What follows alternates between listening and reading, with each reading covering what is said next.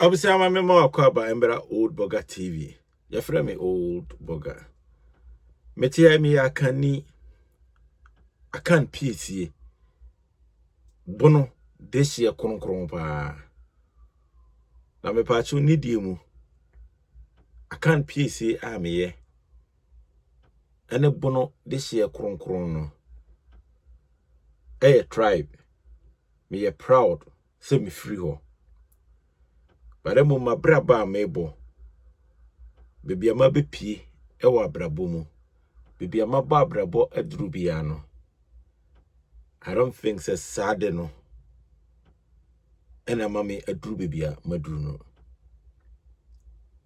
Medasi. Afe yedi nati na yinim komo kakrebi. Ewo ha. Se oye bunu ni oya kani ana oye Ghana ni na so obeti mase na obe ya sutie na watie de me kana.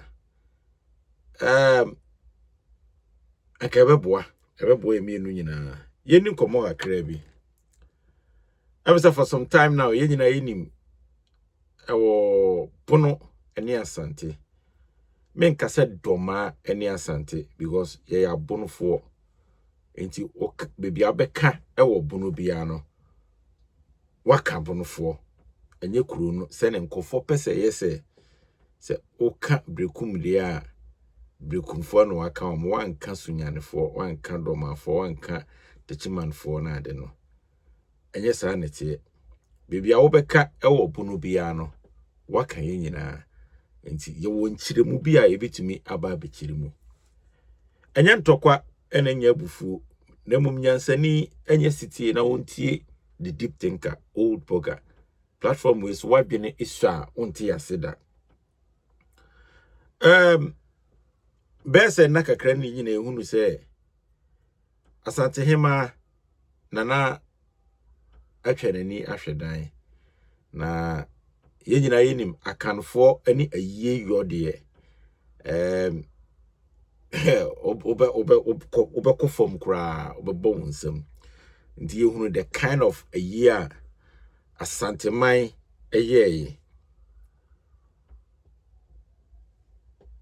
abusia aye no akoso na sene ye nim ewo amamere kwan so no yenimu se yesusu akra ne yetete sansem we se ohene bi wu ana ohema bi na yekosie no a yempese obia di nani ebihu enti ohun make sure say time bi bedu dia se obia hye ne fie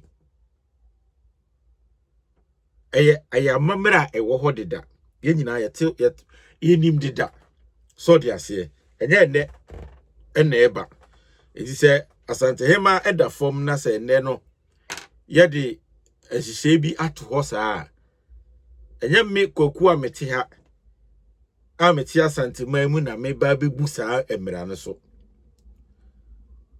na mposa me yabunu ni na Asantehene na ahihye saa emra no ama Asantehene a mintumi nyina baabi en condemn saa de no because it happen ewo baabia yene kura ye kuro ehene enye aman hene kura no se bibi sa si a kuro no eye saa de nti eya amamra ewo ho ebi obi beka se constitution no enye saa de no entumu enimu but me pacho se womo se enimu eya amamre nti ewo ho ese wo gi saa de ne tum ese wo respect it a fact right. So asema medical account wasem this particular guy order me screen is no ohwe boa ya bunia na ohwe video a efre chiri ba ya na chiri se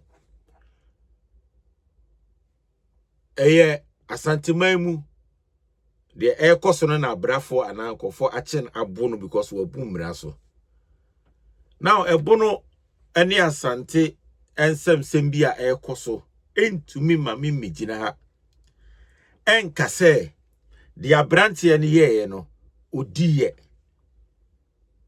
because wabetena se akasatia enkofo bi ntino ho kwan se oye enye common enemy fight ene ye wa ha because the sad na happen ewo Ashanti region Kumase no sade na betimi happen ewo bono ana bia the whole Ghana ewo tribe bia mamre mu se ohene ewu a na ohema bi ewu a ye kosie no a ana say ye sade ne to se ye mpese ye behunu nipa bia from time bi ekosi time bi na brante we ma huni video de hu ya ne se nani ho ahonhom sei nti me try say me find out aden ne abo no nti me kohwe na say emra na asantemai ahye se na hema da fom enti ye mpese obia bepie no abrante na pie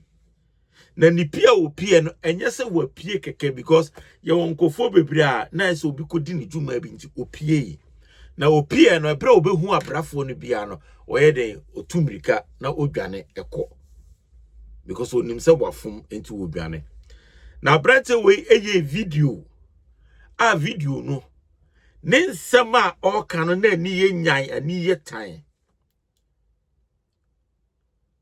min to me fama no enka nemum de me pese nipa ti ase ne se ne atimi yakoba se emrantie ne mabaawa etimi sori de camera si omo wonim ti se de me de camera si manim yi edi ahemfo akese de se yewura na nadoma ahene eni yewura Otumfuo atema na enkyere se kwotire nipa ne eman mu na sase so na kwesa enemo nsem no iti mi hu abrante ne video a woye na me de hwe boa ya bono na me ka se o we kura de ya mono ne ye de yensa eyeden ekeka no abisia truth be told ahemfo a ye de omudi agro no won enya ahemfo ketwa na yewura Otumfuo enye ohene ketwa fact eye bibi eni awo bone a nipa tumi wo entitiye bone a enkofo bitimi de ma omoma ena nkofo bi akoka ababeka yewura Otumfuo na nye saade a misi so abeduru mi mpanyin fie so sei no enka me hunu ente da say obi e de camera asi nanim na obi gina baabi di Otumfuo atem bare mu makopa sa se enkoda bi a wa Asantema mu a wommu ade na wonni ntetiye na onni panyi woni fie eso camera ebetena se odi yewura na nadoma ahena tem na eno ene ma enkofo bi nsususu se wonfa obuo amma meme de ne me nso memfa obuo emma ene ma nkofo etumi kasa etia Otumfuo enka Otumfuo enye nipa ketwa sa na fa tie ni ye bebia wo bia wo dwen se Otumfuo eye nipa ketwa no mepa achew se wuduru Asantema mu a tie ni ye pa Otumfuo Asantema hunu Otumfuo yes you Asantefo a ekasa etia Otumfuo but sa Asanteni no ntumi nyina badwamu nkasa entia Otumfuo da enye possible obeka woni fie ana obeka e otokrom enti se woti baabi na bia ohunu se Otumfuo enye obia ema wo a mesrew ade ba ko a mepese wo woti ase ne se Otumfuo Asantema sum Otumfuo te se de osum Nyankopon Asantema sum Otumfuo esin nipa bia wasase so enti ekosi sen ena nipa dasani ti Asantema asante asase so etwe telephone sini so wabra ya hyemra se ma obia enye ade bi entu anamon bi na obetu sa anamon no nemum enya anamon no keke ode telephone bet sini so adi sa asase wura natem no wi a na brafo a watu won se won hwe se obia emma kurum no wase di sa nkofo natem mepa achew edi akokoduro na de ntumi na wo nipa ni mu a wotumi yes ade no inti ade we ya akwa we eyeye no media minim di obi ti ba bi a oka but meka esi so se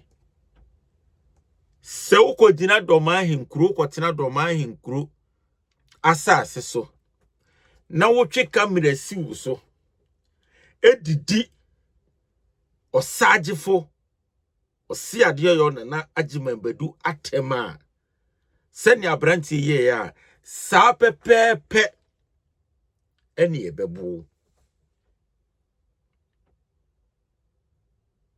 enti sani pa ya wote Otumfuo asase so no wonye oye ganani all right onye but onye Asantehene ena wonye buru because video na omoburu mete say ufri techiman ana ufri buno na akwaye say they think say it is only obi a ufri techiman ana ufri buno eni betimi aden edidi Otumfuo atem da bi puru ni kura bi anye na adwene se nka o di Otumfuo atem na mum de momma ne ye no enu nti no obi susu se momma no edi yenso ye henatem a obi bedi Otumfuo atem but nka nye sa na bunu ni etie tina ye bisa sa question no omfiri ho na mum bebi a ofiri na Asante asase so note ena oye den oye sa niemo ensem no eye very sad say guy no otumi ye sad ko me hwe video no se femi enti de ade ye no de ye nsa ne de keka ne ya mono se ye ka se ye bu na ye hwe de oye no so abu na enko be den ko bewu ma me fa eho no ensi de to so biem ayo panyin bi aye friend ko kudua na ohwe headlines ni nyina obi aka se Asantehene blogger so mi bisa se enye me nwanwa se enuanum Asantefo a caption bisa Asantehene blogger. What is the meaning of blogger? And then blogging because obi afa camera scene so now or TikTok na odi atema na we ye bibi na de a enkofo friend blogging is that eno na wo friend blogging and I said then so they say so there is this man a friend ko kudua onya bununi mekura metia me yabununi no me mfrem ho Asantehene blogger because Asantehene emmo me pass me nya dwuma biama no me defende bunu because me yabununi and then oya Asantehene any kwaso wo problem e was sad no ho because he will be a oka asasem no say oya Asantehene into automatically will be defending Asante. So mimi ya pununi so automatically what do you expect? It's so shiame wabontia. Now so old blogger ekasa e defend bona. Eni kwa so ma obufu me. Esa woti asese oya bununi na de ekoso no. Onko defend hwan. We all have our platform no. So I didn't think uncle for you so platform e defend your de. Now me mean to me you see me platform and defend me there. Into this particular man, Asantehene pio. Onu susu say there are certain things that ekoso ewo menhia ne Asantehene a enye right. They said the Ghana fo nyina nim apart from Asantefo no. Ghana fo nyina enim no. Onu nsu nimu bi. Ana oka no kure kire onu ankasa ne nkofo Asantefo na enye say Asantehene na onim Asantehene wo ba bia. Nti nokura okai obi nyo se nokwa asema mekan yi nokwa asema mekan yi nokwa asema mekan yi nti ma dane motamfo ana enam nokwa asema oka kire onu ankasa ne manfo Asantehene nti no wakwaye tamfo enti okọ menhia se na hema wu nti ono so kwa yie bi no ye pamo no na eye so funny ohwe sa video we ya man no ekasa kire se man na okasa oya Asantehene o, but he's trying to tell us say one of friend is saying one of the radio stations now. He is trying to tell us say oya Asantehene, but some kofo no mo yes ade ni nyina no se bi o manya Asante Force so eya kwa say yensu maamo e na mo yes ade no so man ya Asantehene, but na ni buafu say enkofo no etu sa na mo no say yen de ye Asante the force or say new force or whatsoever. So udim kwa asema ye bebo obi ya ye be pam no bi kasa into obi say question be say man be say question be say da ben ne start say obi chire na adwene a say nipa na ye bo no na ye pam no free baby. That's more kind. Oh yes, Asantehene o wonya punini osisi ana akwa ye say ohwe akwara na ye bo no how a because wakasa ti Otumfuo nti no oye bununi mepa acho ye wa Otumfuo bebiri e wo bunu mamu ene awiase afa na nyina they dare not so mbekasa ti Otumfuo sa kwan ne so ebu ade pa nti ade na obi aye na ade na kasisi nti ne sa na akoye nti obi bia wo Ghana obeka na adwene na se bibi koso ewo sa Asantehene na se ene na adwene ne mfa na o challenge ana o ka sa nipa na ebeye enemy to sankofo no eni kwan so obi aye de obi akasa ndi kwakudua no na so o kire na adwene na ode nokore etu bibia se ode nokore tu nti no obeya tamfo ndi okoduru menhia no na se akoya de bi se se etumi eden yede ensake kan kakra na yepam no firi, which is very very sad. And never be ena eden akoso. Yeah, but the whole thing no there me no mienu nyina be adwen say Asante they love omo culture and whatever they do in our Asantehene. So ye nyina ehu how a omo ma aye ni so anyhow a omo ye den omo ye omo niema. Now there's one thing I want to talk about before me free and some free. What is it again? So there is okay, Igbo king.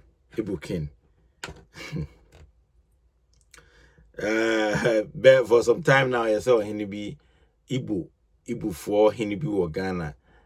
You know, already Ghana, give fighting about as I him semne and as semno. Now obi so free baby aba. Say ono no de oye Igbo king ewo Ghana, oye Igbo king ewo Ghana.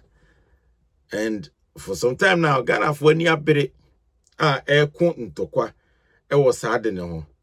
Enti aye we bae no, of course ahemfo ewo Ghana because Otumfuo ena ne maame Asantehene asan Otumfuo maame na waka nchine agu ena ahemfo eko akwachia so ono no fele say ono so ye Igbo king te say ono so ekobi.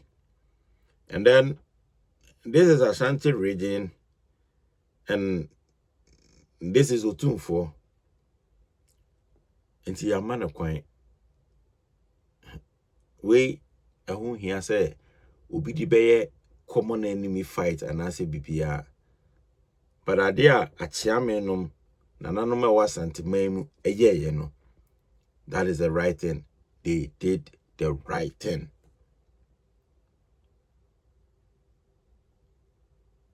Imagine say ye ma ho kwan e masa Igbo we eko chia Otumfuo a enka den ne bisi.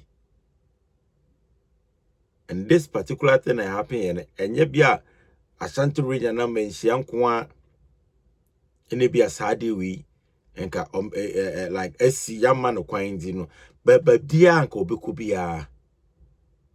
Afashe bia ekoso baby anka obeko bia ewakan mamu pade e the end to me si say be allow no say onko na onko chiasa ohene na otidwam no was Ghana for enyi ntum in that particular thing na omoye no I think say eno so ne kwan so ano no I feel let's get back to that forces na omatete no me pacho minim the reason why yeah forces na de. But I want to tell Minuanum Bibi, a woman say, Moba can mine, I can for Edgy Motina and Asante mine, Edgy Mo, and Motina, and what work come pa. Sana Oku Srima, Srim for so any I can for Eti kama pa. But the wadi be say, and tokwa a buy from Titinani to Miko Fankwa. Near no more beden, and no more beco. It is a more accepted some way on qua, and a more qua, no problem. But the Ocasa is or this year and qua, a qua, igane. In the other year, no ho a day. And a more dear dinum giddy montiase. A we do maybe no. A semi be through biano. A bow and chain, one shine there when you bet your Honda. Yeah, young can't be believed because I saw my ananeka, cana. But forces, no. Ahini bia betimi atibi. Ahini bia ebetimi ade. Atisa forces ni bi. And the same people now, there was anti-memo mate forces one force them and the more edi ebe to trasem ne nneema bi no. Obi anso betimi ayisu sa ankofo na wonu kromba. Kai hu ni say the whole Ghana Krubi Azongo, trust me, Krubi Azongo. It is Zongo for and I way so the Air Force be say if you are winning through here and I said there baby Azongo and I'm a buana. Anyway, it is all about peace. We want peace, right? It is not about Puno and Asante and only the Medicaka. Some yabuno ni dear. What the bar ADBC. Sorry, I say I choose not to insult Otumfuo because me who is Otumfuo ayo henekese. But so di me so me hinatem na me nuanum bi so yese ombedi Otumfuo atema mintumi condemn no I know they mean to me ye. Sorry I say me na mintumi mbo a obi bo so ameden ajo. Ya me shira say uti old burger abiribia nyame adoma e be san ehia bi wa ha old burger TV Macron.